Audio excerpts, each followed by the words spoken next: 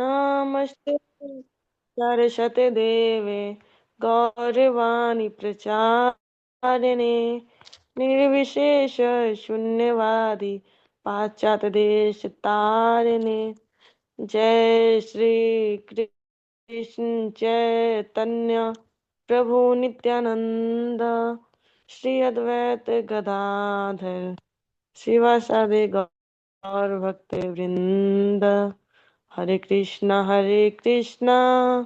कृष्ण कृष्ण हरे हरे हरे राम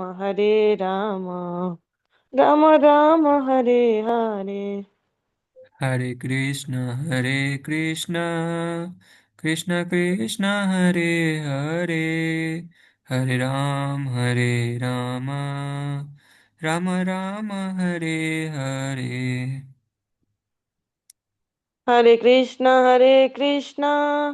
कृष्ण कृष्ण हरे हरे हरे राम राम राम हरे हरे। हरे कृष्ण कृष्ण कृष्ण हरे हरे हरे राम राम राम हरे हरे। हरे कृष्णा कृष्ण कृष्ण हरे हरे हरे राम राम राम राम हरे हरे। हरे कृष्ण हरे कृष्ण कृष्ण कृष्ण कृष्ण कृष्ण हरे हरे हरे हरे हरे हरे राम राम राम राम राम हरे हरे हरे। हरे। हरे कृष्णा कृष्ण कृष्ण हरे हरे हरे राम राम राम राम हरे हरे। हरे हरे कृष्ण कृष्ण कृष्ण कृष्ण कृष्ण हरे कृष्ण हरे हरे हरे हरे हरे राम हरे राम राम राम राम राम राम हरे हरे हरे। हरे। हरे कृष्णा कृष्ण कृष्ण हरे हरे हरे राम राम राम हरे हरे।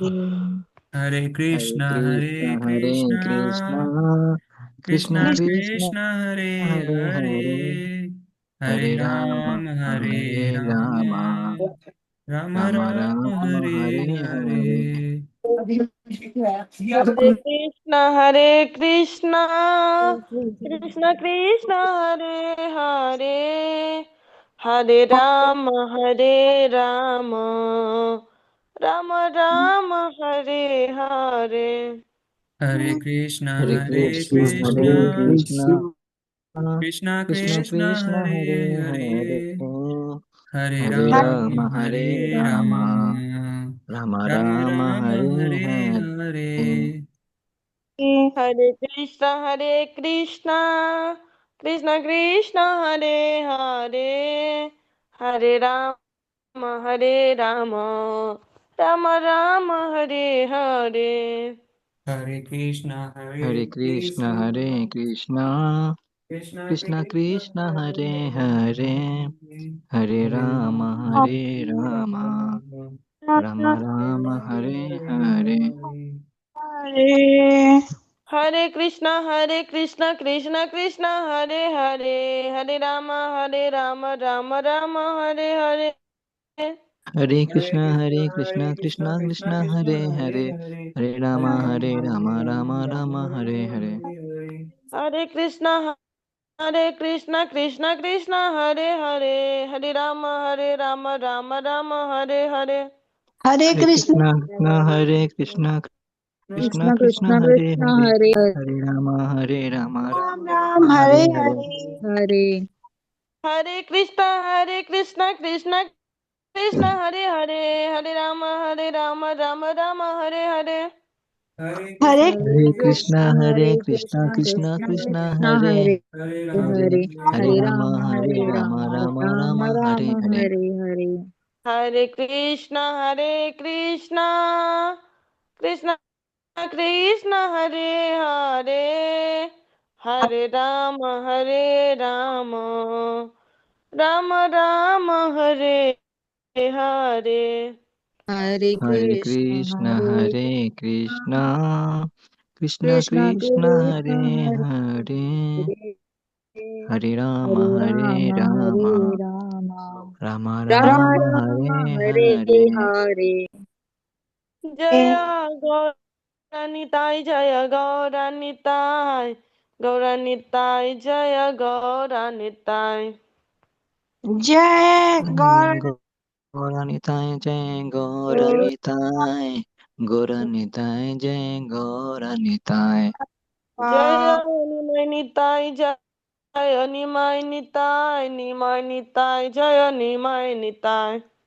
जय जय निमय निमनिताय निमानिताय जय जय निमनिताय निमानिताय निमानिताय निमनिताय जय जय निमा। निमनिताय जय जय प्रभुपाद प्रभुपाद प्रभुपाद जय जय प्रभुपाद। जय प्रभुपाद प्रभुपाद प्रभुपाद जय प्रभुपाद प्रभुपाद प्रभुपाद जय जय गुरुदेव गुरुदेव गुरुदेव जय जय गुरुदेव। जय जय जय गुरु गुरुदेव गुरुदेव गुरुदेव जय जय गुरुदेव। निताई गौर प्रेमानंदे हरि हरि बोल। हरि हरि बोल। माता हरे जी कृष्णा सभी को दंड प्रणाम धन्यवाद सभी का। हरे कृष्णा माता जी दंडवत प्रणाम। दंड प्रणाम। मंगलाचरण कौन करेगा? कृपया हैंड रेस कीजिए। साक्षी माता जी आप करेंगी? जी माता जी। कीजिए माता जी। अम्मा जी माई आवाज आ रही है कीजिए। मेरी? जी जी माता जी आ रही है। जी। ओम अज्ञानतिमिरान्धस्य ज्ञानाञ्जनशलाकया चक्षुरुन्मिलितं येन तस्मै श्रीगुरुवे नमः। श्रीचैतन्यमनोभीष्टं स्थापितं येन भूतले स्वं रूप कदामहं ददाति स्वपदान्तिकं। वन्देऽहं श्रीगुरु श्रीयुतपदकमलं श्रीगुरून् वैष्णवांश्च श्रीरूपं साग्रजातं सहगण रघुनाथविन्तं तं सजीवं साद्वैतं सावधूतं परिजनसहितं कृष्णचैतन्यदेवं श्रीराधाकृष्णपादान् सहगण ललिता श्रीविशाखान्वितांश। हे कृष्ण करुणा सिंधु दीनबंधु जगतपते गोपेश गोपिका कांत राधा कांत नमोस्तुते। तप्त कांचन गौरांगी राधे वृंदावनेश्वरी वृषभानुसुते देवी प्रणमामि हरिप्रिय। वाञ्छाकल्पतरुभ्यश्च कृपा सिन्धुभ्येव च पतितानां पावनेभ्यो वैष्णवेभ्यो नमो नमः। श्रीकृष्ण चैतन्य प्रभु नित्यानंद श्री अद्वैत गदाधर शिवासादि गौर भक्तवृंद। हरे कृष्ण कृष्ण कृष्ण कृष्ण कृष्ण हरे हरे हरे हरे राम हरे राम राम हरे राम राम हरे हरे। हरे कृष्ण कृष्ण कृष्ण हरे हरे हरे राम राम राम हरे। धन्यवाद माता। धन्यवाद माता जी। हरे कृष्णा दीदी स्टार्ट कीजिए आप।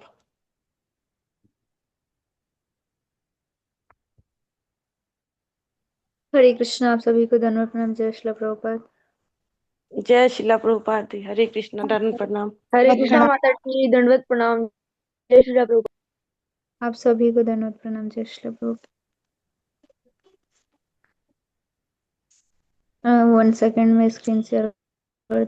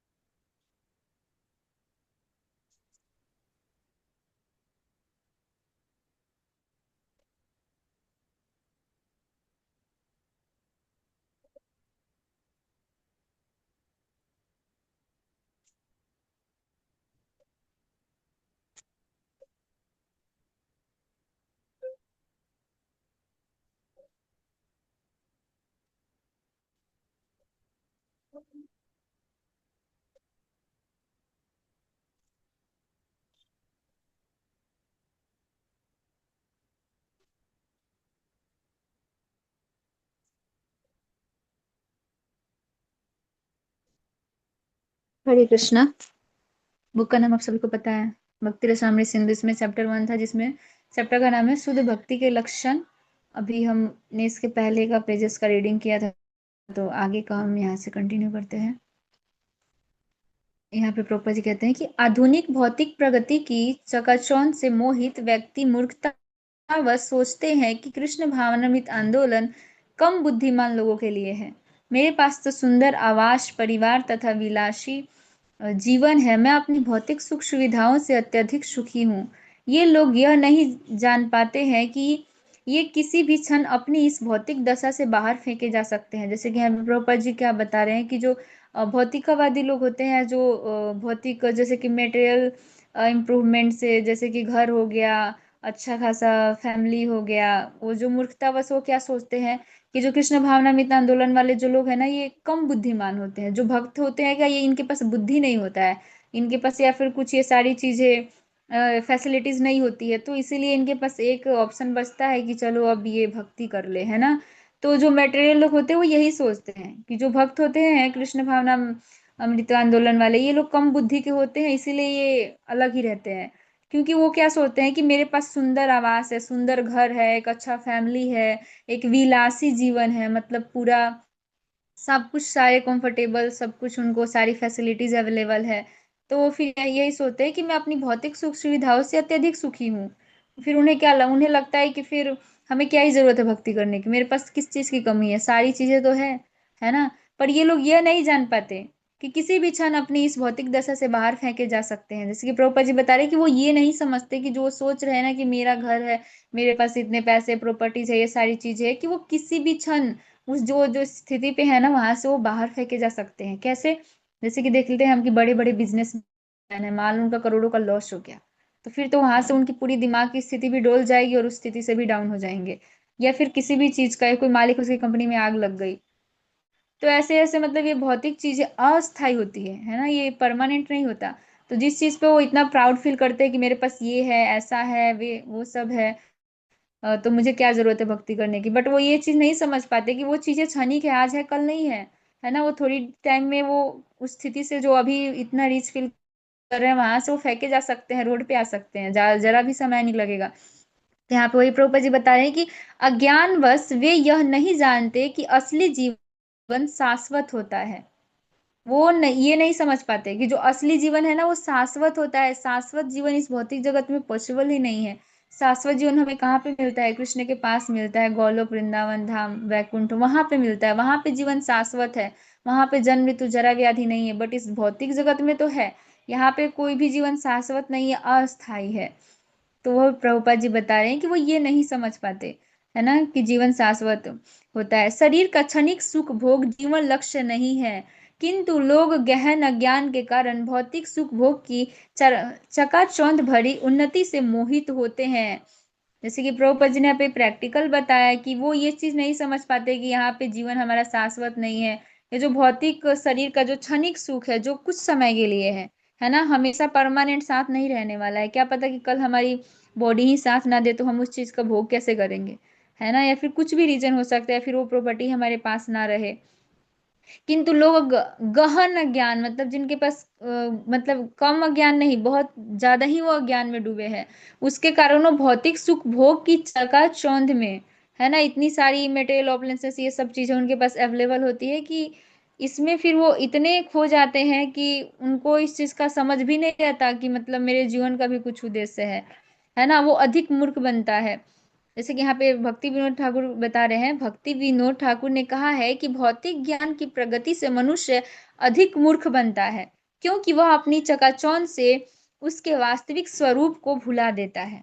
यहाँ पे प्रभुपाद जी ये बात बता रहे हैं कि जो भक्ति विनोद ठाकुर है ना, श्रील भक्ति सिंह सरस्वती ठाकुर महाराज के जो पिताजी हैं, वो ऐसा बताते हैं कि जितनी ज्यादा ये भौतिक चीजें होती है ना, तो उसके चकाचौंध में ना वो अपने वास्तविक स्वरूप को ही भूल जाता है।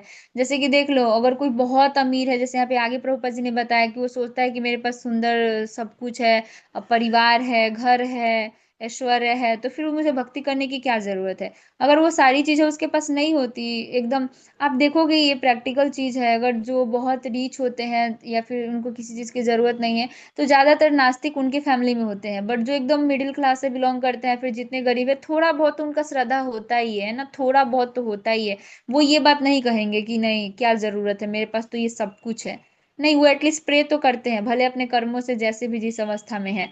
तो वही बता रहे हैं यहाँ पे भक्ति विनोद ठाकुर महाराज की ये जो भौतिक जितनी भी चीजें होती है ना, हमें जितना ज्यादा हम मेटेरियली हमारी इंप्रूवमेंट होगी, वो सारी चीजें फैसिलिटीज मिलेंगी, तो इसके चकाचौंध में हम अपने स्वरूप को ही भूल जाते हैं। स्वरूप को कैसे भूलते हैं, हम उसको एंजॉय करने लग जाते हैं कि ये मेरे पास ये सारी फैसिलिटीज है, ये ऐसा है, ये है, मैं सुंदर हूँ, मेरे पास ऐसा है, मेरा नाम है, मेरी फैमिली है, सब कुछ। तो सब कुछ अच्छा होने से क्या होता है कि हम ये अपने स्वरूप को कैसे भूलते हैं, हम ये आत्मा है, हम ये भूल जाते हैं, अपने शरीर से जुड़े उन सब चीजों को अपना समझने लगते हैं। तो वही बात यहाँ पे भक्ति विनोद ठाकुर महाराज बता रहे हैं कि भौतिक ज्ञान की प्रगति से मनुष्य अधिक मूर्ख बन जाता है ना, जो भी मटेरियल नॉलेज होता है उसकी प्रगति से, क्योंकि यह अपनी चकाचौंध से उसके वास्तविक स्वरूप को भुला देता है। यह उसके लिए मृत्यु तुल्य है, क्योंकि यह मनुष्य जीवन भौतिक कलमश से बाहर निकलने के लिए मिला है। यहाँ पे क्या बता रहे हैं कि वो अपने स्वरूप को ही भूल जाता है। ये किसके जैसा है, मतलब मृत्यु के तुल्य है, यह उसके लिए मृत्यु के तुल्य है। प्रभुपाद जी कहते हैं कि जो भक्ति नहीं करता ना, वो बोले तो स्पिरिचुअली वो अपना सुसाइड कर रहा है, खुद से वो अपनी आत्महत्या कर रहा है ना। क्यों? क्योंकि ये जो शरीर मिला है ये बहुत रेयर है।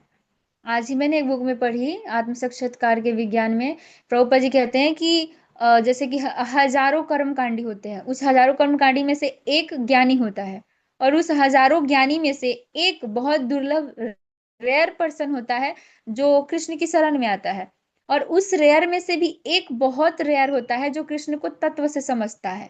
तत्व से समझना मतलब इस चीज को एक्सेप्ट करता है कि कृष्ण ही सभी कारणों के कारण है, और वही पूर्ण पुरुषोत्तम भगवान है ना। तो इतना रेयर होता है एक कोई ऐसा कृष्ण भक्त होना जो एक प्रामाणिक गुरु के शरण में जाता है और वो कृष्ण को एज इट इज समझता है, जैसे कृष्णा ने भगवत गीता में अपने बारे में बताया है।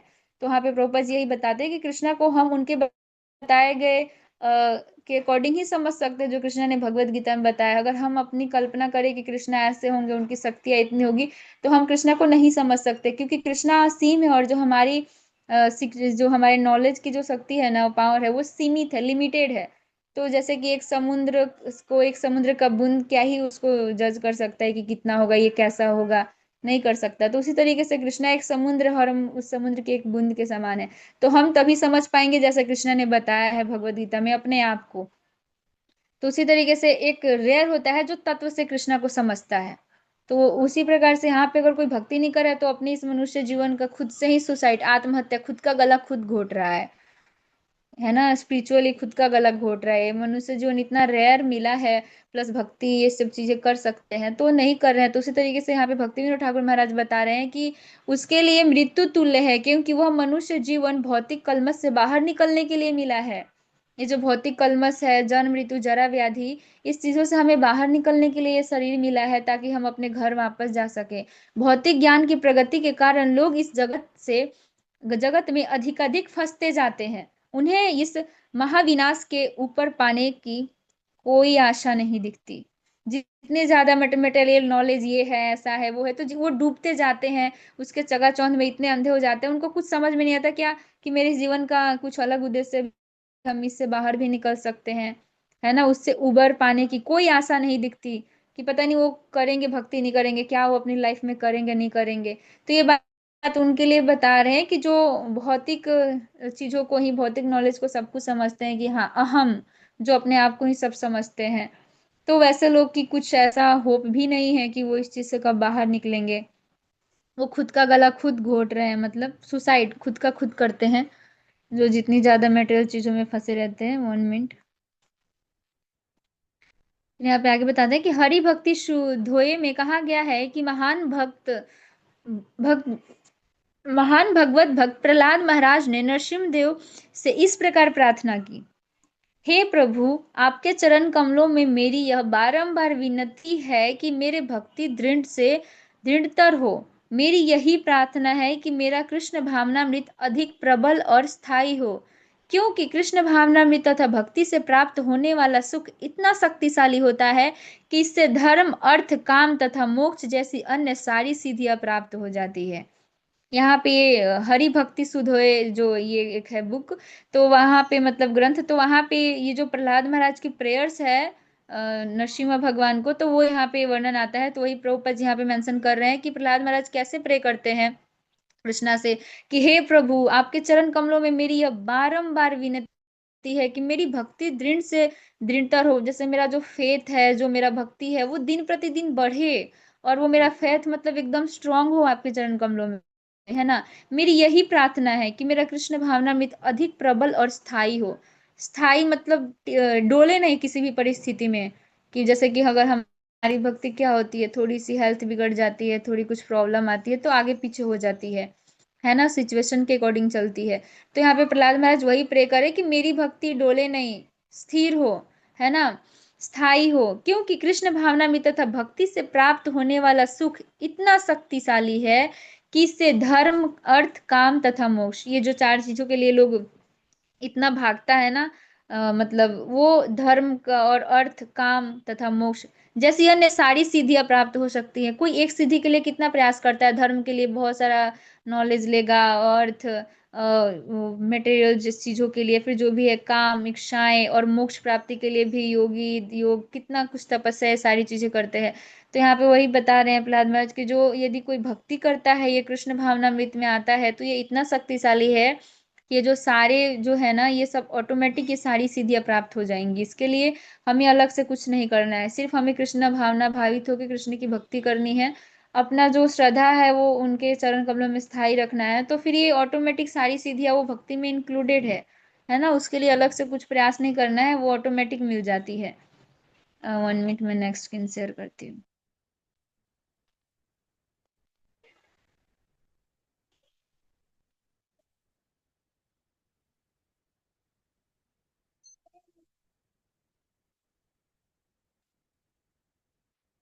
यहाँ पे आगे प्रभुपाद जी बताते हैं कि वास्तव में शुद्ध भक्त इन सिद्धियों में से किसी भी की भी अभिलाषा नहीं करता, क्योंकि कृष्ण भावना भावित भक्ति से प्राप्त सुख इतना दिव्य और असीम होता है कि अन्य कोई सुख इसकी क्षमता नहीं कर सकता। यहाँ पे प्रभुपाद जी भी बता रहे हैं कि जो वास्तव में जो शुद्ध भक्त होता है ना, उसको इन चारों में से कुछ चाहिए ही नहीं, धर्म, काम, मोक्ष कुछ नहीं चाहिए उसको। ऐसा कहा जाता है कि मोक्ष भक्तों के लिए ना एक नर्क के समान है।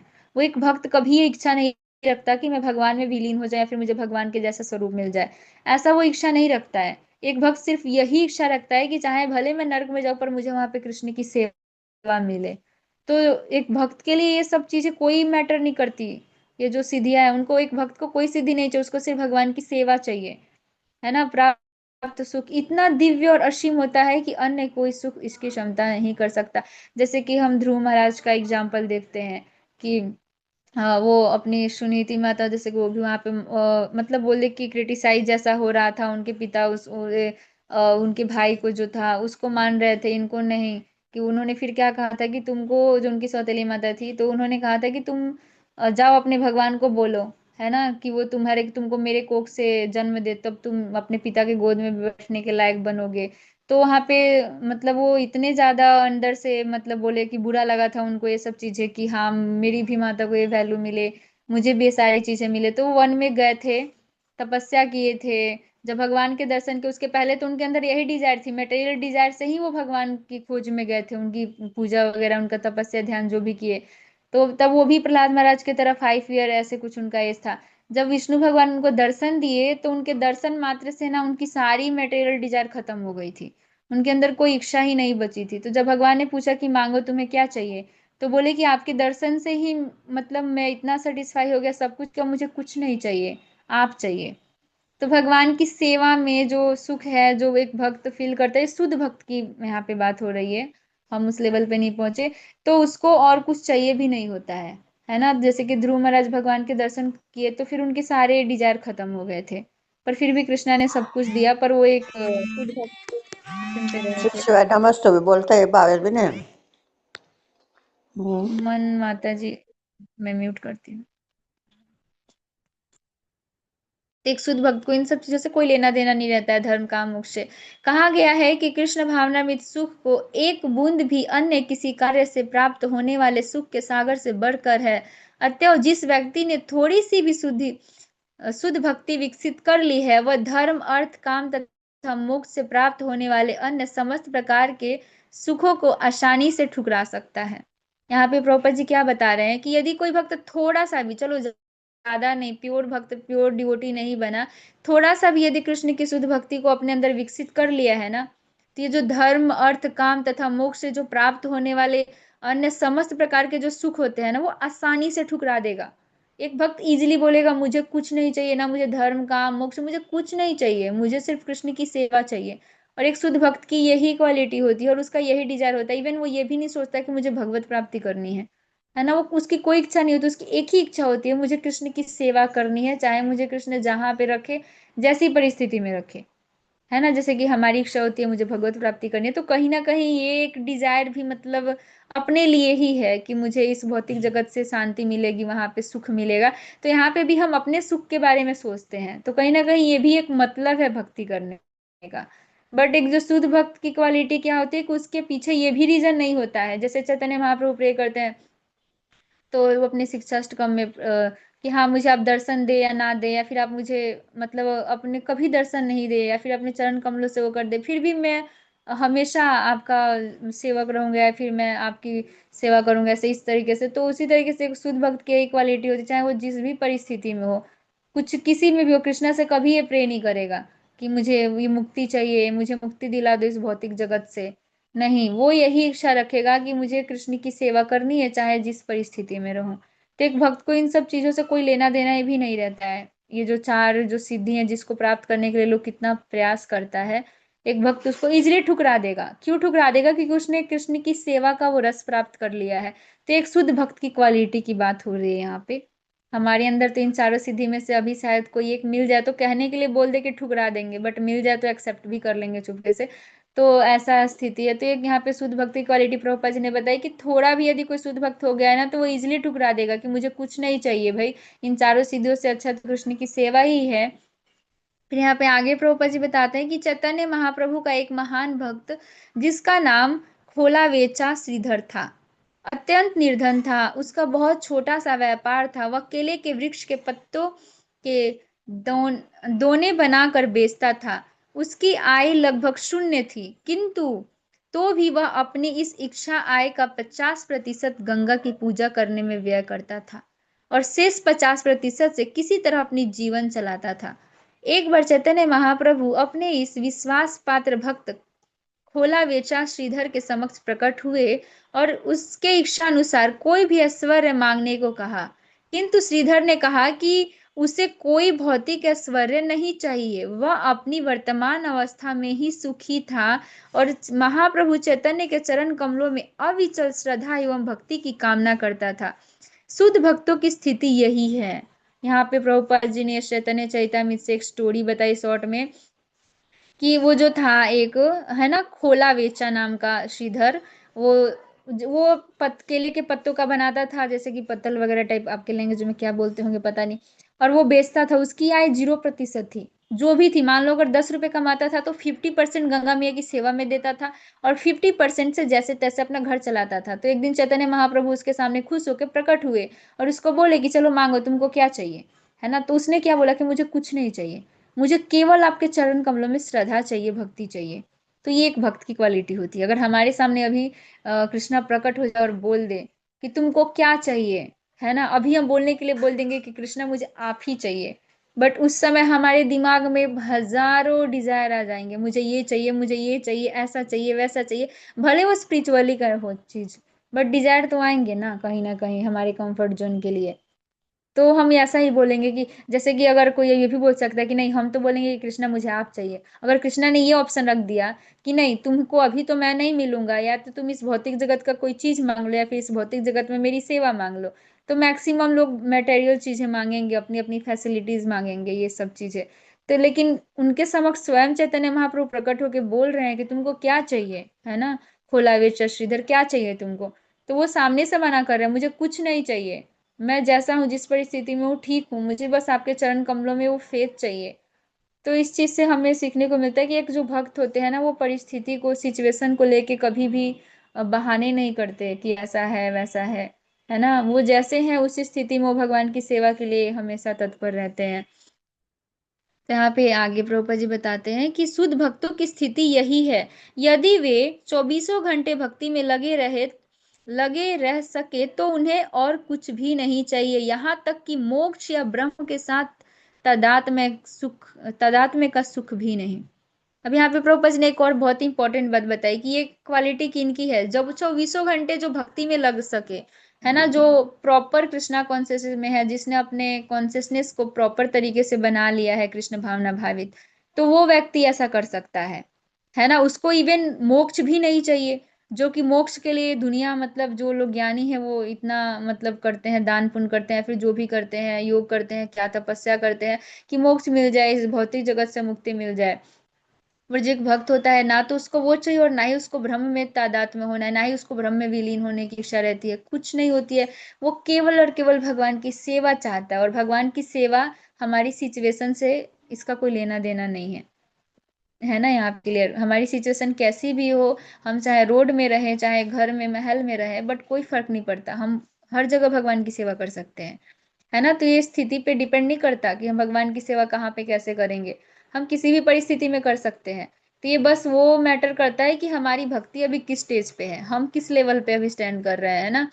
तो उसके अकॉर्डिंग हम भगवान की सेवा कभी भी कर सकते हैं। ये शुद्ध भक्ति की क्वालिटी है यहाँ पे, जो प्रॉपर तरीके से 24 घंटे कृष्ण की सेवा में इंगेज है ना। तो वो इन दोनों चीजों को इजिली ठुकरा देगा कि ना मोक्ष चाहिए, ना ही मुझे ब्रह्म में तदाकार होना है। आगे प्रभुपा जी बता दें कि नारद पंचरात्र में यह भी कहा गया है, प्रभु जी, भ्रम तदात्म होता है, जैसे कि भ्रम में विलीन होना। कई लोग ये इच्छा रहते हैं ना कि मतलब मुझे भगवान के जैसा ही स्वरूप मिल जाए, फिर मुझे ब्रह्म में विलीन हो जाना है। कई लोग जो ये भक्तों के लिए नहीं होता है, ये कर्मकांडी लोग होते हैं ना, ये उनके लिए होता है, निर्विशेषवादी भी बोल सकते हैं। तो ये उन लोगों के लिए होता है कि जो समझते हैं कि हम जाके हम भी विलीन हो जाएं ऐसा। तो ये वैसा होता है भ्रम तदात्म में, कि वो भ्रम में विलीन होने की इच्छा रखते हैं कि इस भौतिक जगत के मतलब इस सब चीजों से हम दुख सुख से इस सब से बच के निकल जाए, ऐसा ही आप सोचो, मुक्ति, लाइक मुक्ति। तो फिर यहाँ पे आगे प्रभुपा जी बता रहे हैं कि नारद पंचरात्र में यह भी कहा गया है कि जिस व्यक्ति ने थोड़ी सी भी भक्ति विकसित कर ली है, वह धर्म अर्थ काम तथा 5 प्रकार के मोक्ष प्राप्त होने वाले किसी भी प्रकार की सुख की रंच मात्र भी परवाह नहीं करता है। ये नारद पंचरात्र है एक जो ग्रंथ, उसमें शास्त्र, उसमें ये बताया गया है कि जिस भक्त ने थोड़ी सी भी, ये यहाँ पे पूरी भक्ति की बात नहीं हो रही है, थोड़ी सी भी यदि विकसित कर ली है ना भक्ति, तो धर्म अर्थ काम तथा मोक्ष, और ये जो 5 प्रकार की मुक्ति होती है, सारूप्य, सामीप्य, सारिष्ट, सायुज्य, और एक और होती है, मुझे उसका नाम याद नहीं आ रहा है। तो ये जो 5 प्रकार की मुक्ति होती है, वो इसकी भी कामना नहीं रखता है, उसकी कोई डिजायर नहीं होता, रंच मात्र, मतलब 1% भी उसको इस चीज की परवाह नहीं रहती है ना। इस प्रकार से प्राप्त किसी भी प्रकार का सुख या शुद्ध भक्त के हृदय में भूल से भी प्रवेश करने की हिम्मत नहीं दिखलाता। जो भगवान का शुद्ध भक्त है ना, थोड़ा सा भी, तो ये जो सुख है ना, ये जो 4 सिद्धियां हैं या फिर ये जो मुक्ति है, वो भक्त के हृदय में थोड़ा सा भी हिम्मत नहीं दिखाता प्रवेश करने का, प्रवेश कर ही नहीं सकता, क्योंकि एक भक्त को इन मुक्तियों से या फिर इन 4 प्रकार की सिद्धियों से कोई लेना देना ही नहीं रहता है ना। पर हमारी क्या स्थिति है, हम तो इसीलिए भक्ति करते हैं कि ये जन्म मृत्यु जरा व्याधि से बच जाए। सच है, हम तो इसीलिए भक्ति करते हैं, हम कृष्णा के पास चले जाए। यहाँ पे तो घर का सुनना पड़ता है, बाहर का सुनना पड़ता है, इतने सारे प्रॉब्लम है, इतना सारा टेंशन है, हर जगह सुनो, इतना स्ट्रगल है लाइफ में, हेल्थ सही नहीं रहता है, तो अभी ये स्थिति है। तो हम इसलिए भक्ति करते हैं कि इससे बाहर निकले, कैसे भी कृष्णा के पास कंफर्ट जोन में पहुंच जाए। पर क्या हमारी ये डिजायर होती है कि चाहे हम वहां पे भी दुख तकलीफ में रहे, बट हमें सिर्फ कृष्णा की सेवा करनी है, इसीलिए मुझे भगवत प्राप्ति करनी है? ऐसा नहीं होता, कहीं ना कहीं हम अपनी परिस्थिति से बाहर निकलना चाहते हैं। तो इसीलिए तो ये शुद्ध भक्ति की क्वालिटी नहीं है। यहाँ पे शुद्ध भक्ति की क्वालिटी प्रभुपाद जी ने बताई कि जो उसकी जो जैसे कि नारद पंचरात्र में जो बताया गया कि जो शुद्ध भक्त के हृदय में तो ऐसी चीज प्रवेश करने की हिम्मत भी नहीं करती, वो चाहे जैसी परिस्थिति में हो। चैतन्य चैतन्य में ऐसे ऐसे भक्तों का वर्णन आता है, पूरे शरीर में छाले पड़ गए पूरे शरीर में, फिर भी वो भगवान की सेवा कर रहे, फिर भी भगवान से कोई आर्गुमेंट नहीं, कोई सवाल जवाब नहीं कि मुझे ठीक कर दो। चैतन्य महाप्रभु से वो सामने से बोल भी सकते हैं ना, कुछ नहीं। तो ऐसे ऐसे मतलब ये शुद्ध भक्ति के लक्षण होते हैं कि परिस्थिति मैटर नहीं करती है, कि चाहे हम कितने प्रॉब्लम कितने स्ट्रगल को फेस कर रहे हैं, यदि हम भगवान में पूर्णतः संलग्न हो जाएंगे ना, जैसे प्रभुपाद जी ने कहा 24 घंटे कृष्ण भावना भावित हो जाएंगे, तो फिर हमें उससे फर्क ही नहीं पड़ेगा कि लाइफ में प्रॉब्लम है, ये है वो है, नहीं। क्योंकि उस स्टेज से हम बोले ना कि एक बद्ध अवस्था से हम बाहर निकल जाते हैं। जो शुद्ध भक्त होते हैं वो बाहर निकल जाते हैं, तो उनको उस चीज से फर्क नहीं पड़ता है, चाहे वो कितनी भी भौतिक प्रॉब्लम समस्याएं हो। कहा गया है कि जिस तरह रानी की दासियां आदर्श पूर्वक तथा नम्रता पूर्वक उसका अनुसरण करती हैं, ठीक इसी तरह धर्म अर्थ काम तथा मोक्ष से मिलने वाले सुख भगवत भक्ति का अनुसरण करते हैं। जैसे कि यहाँ पे प्रभुपाद जी ने क्या एग्जाम्पल दिया, जैसे कि जो दासियां होती हैं वो आदर्श पूर्वक अपने रानी का जो होती है तो उनका अनुसरण करती है ना, ठीक उसी प्रकार से जो धर्म अर्थ काम तथा ये मोक्ष जो 4 प्रकार की सिद्धियां होती है मिलने वाले सुख, वो भगवत भक्ति का अनुसरण करती हैं। ये 4 प्रकार की सीढ़ियां भी भगवत भक्ति का, भगवान के भक्त का अनुसरण करती हैं, है ना, ये उनके पीछे रहती हैं। ऐसा नहीं कि भगवत भक्ति इन चारों के लास्ट में है, नहीं, भगवत भक्ति इन चारों सीढ़ियों से भी श्रेष्ठ है। और ठीक इसी तरह धर्म तथा काम मोक्ष से मिलने वाली सुख भगवत भक्ति का अनुसरण करती है। दूसरे शब्दों में शुद्ध भक्त को किसी प्रकार से के सुख का अभाव नहीं खलता। यहाँ पे बहुत इंपॉर्टेंट बात प्रभुपाद जी ने बताई कि जो शुद्ध शुद्ध भक्त होते हैं ना, उनको किसी भी प्रकार के सुख का अभाव नहीं खलता। उसको ऐसा फील नहीं होता कि मेरे पास ये सुख नहीं है, मेरे पास ऐसा नहीं है, मेरे पास ये नहीं है ना, मतलब उसको ऐसा किसी चीज का अभाव नहीं रहता है। वह कृष्ण की सेवा के अतिरिक्त कुछ भी नहीं चाहता, किंतु यदि कदाचित उसके मन में कोई अन्य इच्छा उठती भी है तो भगवान भक्त के मांगे बिना ही उसे पूरी कर देते हैं। ये बहुत इंपॉर्टेंट बात बताए प्रभुपाद जी ने कि देखो जो शुद्ध भक्त होता है ना, उसके अंदर कोई इच्छा ही नहीं आती है, पहली बात कि मुझे कृष्ण की भक्ति के सिवा भी कुछ चाहिए। बट यदि थोड़ी बहुत कोई डिजायर रह भी जाती है तो कृष्ण उसको पूरा कर देते हैं, बिना मांगे समय पे कर देते हैं। अब हम बोलेंगे कि मेरे अंदर ये इच्छा है, अगर हम सोचे तो कृष्णा ने क्यों नहीं पूरा की, तो वो समय क्या पता अभी वो समय वैसा ना हो, अगर वो पूरी कर दे तो हम शायद भक्ति छोड़ दे। तो कृष्णा वो समय पे पूरी करते हैं। यदि किसी के मटेरियल भोग भौतिक भोग करने की इच्छा है, भौतिक थोड़े धन संपत्ति चाहिए, तो कृष्णा उसकी वो इच्छा भी पूरी करेंगे, बट एक टाइम पे करेंगे जब वो भक्ति में थोड़ा दृढ़ हो जाएगा, थोड़ा टिक जाएगा कि हाँ अगर उसको सुख सुविधाएं मिल जाए तो भक्ति नहीं छोड़ेगा। अभी हम न्यू न्यू आए और हमें सारी फैसिलिटीज कृष्णा दे दे तो शायद हम भक्ति छोड़ देंगे, है ना। तो कृष्णा वो स्थिति पे हम पहुंच जाते हैं तो कृष्णा हमें वो सारी चीजें भी प्रोवाइड कर देते हैं कि अब लो, अब पता है कि अब नहीं भागने वाले। तो इस तरीके से भक्त की कृष्णा केयर करते हैं। और एक भक्त की, शुद्ध भक्त की एक क्वालिटी है, यहाँ पे ये प्रभुपाद जी ने अलग अलग शास्त्रों से यहाँ पे मेंशन करके बताया है। अभी हम ये बुक रीडिंग का यहाँ पे स्टॉप करते हैं, नेक्स्ट टाइम जब भी सेशन होगा तो लेंगे। यहाँ पे एक प्रभुपाद जी का बहुत ही अच्छा कोट है, हम वो कोट लेके सेशन एंड करते हैं। 1 मिनट। हाँ, यहाँ पे प्रभुपाद जी कहते हैं कि if you try to follow my instruction you will feel that my body is in your presence always. यहाँ पे प्रभुपाद जी क्या कह रहे हैं कि यदि तुम मेरे इंस्ट्रक्शन को, मेरे आदेशों को अगर तुम पालन करते हो ना, तो तुम ये महसूस करोगे कि मेरा शरीर हमेशा तुम्हारे साथ है।